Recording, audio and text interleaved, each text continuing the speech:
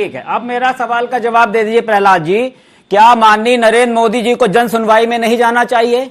क्या शिवराज सिंह चौहान जी को जन सुनवाई में नहीं जाना चाहिए?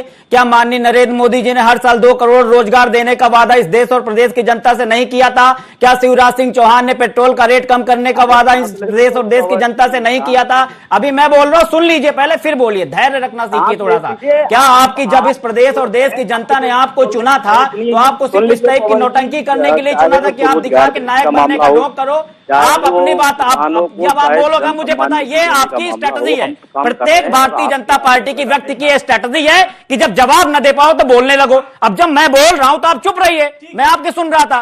तो आप ये बताइए कि क्या शिवराज सिंह चौहान जी ने और भारतीय जनता पार्टी के परम आदरणीय हमारे देश के डायनामिक प्रधानमंत्री आदरणीय नरेंद्र मोदी जी ने क्या इस देश और प्रदेश की जनता से जो वादे किए थे वो जनता के वादे पूरे नहीं किए? तो क्या लॉ एंड ऑर्डर के तहत इस टाइप का नायक बनने का एग्जाम्पल उदाहरण पेश नहीं करना चाहिए कि अपने आप इस्तीफा दे दें कि हमने 2 करोड़ का झूठा वादा किया था इस देश और प्रदेश की जनता से, मैं इस्तीफा देता हूं? क्या शिवराज सिंह चौहान का फर्ज नहीं बनता कि कांग्रेस के जमाने में 1 रुपए पेट्रोल बढ़ता था तो मैं साइकिल चलाता था, आज पेट्रोल के रेट इतने हैं इसलिए मैं नायक बनते हुए अपने पद से इस्तीफा देता हूं? क्यों इस टाइप का एग्जाम्पल पेश नहीं करते हैं? क्यों इस टाइप की नौटंकी करते हैं कि एक अधिकारी को आपने हटा दिया और अब उसके 10 दिन तक पूरे देश और प्रदेश में बहस चलेगी कि बड़ा महान काम कर दिया। कोरोना जैसी महामारी में इतने लोग मर गए, आपकी नैतिकता के हिसाब से जिम्मेदारी नहीं बनती कि हम ऑक्सीजन प्रोवाइड नहीं करा पाए इसलिए हम नायक बनते हुए अपने पद से इस्तीफा दे रहे हैं? इस टाइप का एग्जाम्पल पेश करिए तो कुछ नजीर कायम हो। हम कह रहे हैं कि माननीय मोदी जी ने 2 करोड़ रोजगार की बात नहीं की थी।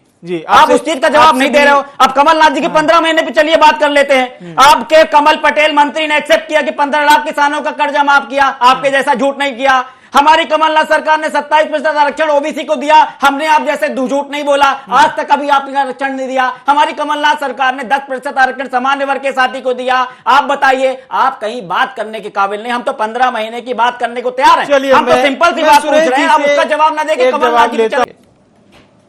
देखिए, कार्यवाही की गई है, 1 जिले में की गई, 2 जिलों में की गई, जबकि माननीय शिवराज सिंह चौहान जी हमारे पूरे मध्य प्रदेश के मुख्यमंत्री हैं, तो उन्हें कार्यवाही पूरे मध्य प्रदेश में करनी चाहिए। और इस टाइप के जो काम कर रहे हैं, किसी की हिम्मत कैसे हो जाती है? ठीक है, कई सारी ऐसी घटनाएं हुई हैं जो अधिकारी लोग सब कर देते हैं। अधिकारी लोग ऐसा करते हैं कि सत्ता उनकी जेब में है। तो मैं तो कहता हूं कि अगर ये बिना किसी भेदभाव के, अगर मन से उनके मन में सचमुच का नायक बनने का जज्बा है, अगर वो दिखाना चाहते हैं, तो मैं तो दावे के साथ कह सकता हूँ संवेदनहीन सरकार है। चाहे कोरोना के समय के ले लिए, चाहे नोटबंदी के समय ले लिए, जिस टाइप के हालात इस देश और प्रदेश में हुए थे, हमेशा इस टाइप की चीजों का ध्यान नहीं रखा गया था। माननीय शिवराज सिंह चौहान अचानक इस टाइप से काम करते, कभी 6 बजे उठ जाएंगे और काम कर देंगे, दिखाने का प्रयास करेंगे हम बड़े संवेदनशील व्यक्ति हैं। और जिस टाइप की हालात होती है आज, जो गरीब मजदूर किसान जो मर रहे हैं, जो लोग धरने पर बैठे हुए हैं, अगर संवेदनहीन है, संवेदनशील है तो उनके ऊपर ध्यान देना चाहिए। ये कई सारे इनके एग्जाम्पल पेश होते हैं पूरे मध्य प्रदेश में कि संवेदनहीनता का एक जगह ये करके सिर्फ मेन ये टारगेट ध्यान भटकाने का प्रयास करते हैं। हम तो कहते हैं कि अगर ये इस देश के मुखिया, इस प्रदेश के मुखिया हैं, अगर ये प्रदेश के मुखिया हैं, इतने संवेदनशील, तो इनको खुद को इस्तीफा दे देना चाहिए। इस टाइप की घटनाएं हो, इतने किसान मर जाते हैं, इस टाइप के हालात हो जाते हैं तो एक शब्द नहीं निकलता है।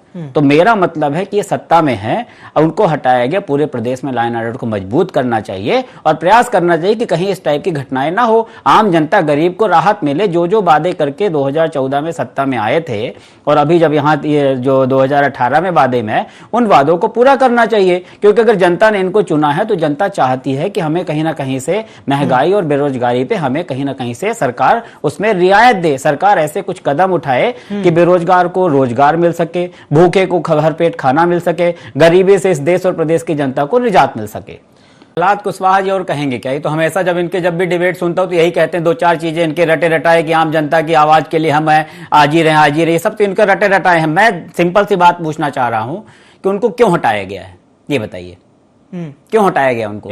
एडीएम इंदौर को। हाँ, क्यों हटाया गया? सुरेश जी से काफी सारी चीजें सीखने को मिलती रहती हैं। मेरा निवेदन यह था कि मैं ऐसा नहीं बोल रहा हूं इस्तीफा तो देंगे नहीं। भारतीय जनता पार्टी इस्तीफा जब अच्छे अच्छे कांड कर देती तब इस्तीफा नहीं देती, तो अब इस्तीफा क्या देगी? मैं तो प्रहलाद जी की बात पे कह रहा था। प्रहलाद जी जो बोले तो आज नायक बन के उन्होंने ऐसा किया, इसलिए मैंने पूछा कि क्यों हटाया, तो उन्होंने बोला जनता की भावनाओं के अनुरूप काम नहीं किया इसलिए नहीं हटाया। तो हमने कहा अगर इतना बड़ा एग्जाम्पल पेश करना है तो जनता की भावनाओं के अनुरूप तो ना मोदी जी ने काम किया और ना शिवराज सिंह चौहान जी ने काम किया। तो अगर आप इतने बड़े हो, नायक बनने की कोशिश कर रहे हो, तो आप दोनों इस्तीफा दे दो। मेरा तो जस्ट ये निवेदन है। वो तो मैं जानता हूं भाजपा जब आज तक इस्तीफा नहीं दी इतने बड़े बड़े कांड करने के बाद, तो अब क्या देगी? वो तो सिर्फ सत्ता में बने रहना चाहती है। उसके लिए चाहे किसान को मारना पड़े, चाहे नौजवान को मारना, चाहे गरीब मजदूर किसी को मारना पड़े, उससे कोई गुरेज नहीं।